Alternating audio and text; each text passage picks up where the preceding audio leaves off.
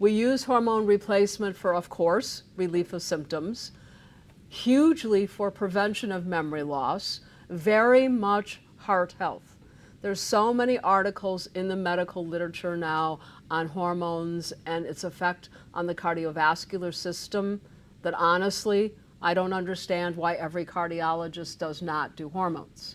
How about bone production? Estrogen maintains bone, progesterone builds bone, testosterone builds bone, and it's the strength of bone. DHEA does all of the above. If people stay stressed and cortisol stays abnormal, then they still commonly break down bone. These hormones are hormones of growth and repair. When people go to have surgery, I stop their nutrients before surgery. I resume them 4 or 5 days after. That's not true of hormones. With hormones, I basically have them take them right up to any kind of surgery, resume them immediately afterward, and every surgeon has told me, your patients heal faster than anybody else I know. It's because these are hormones of growth and repair.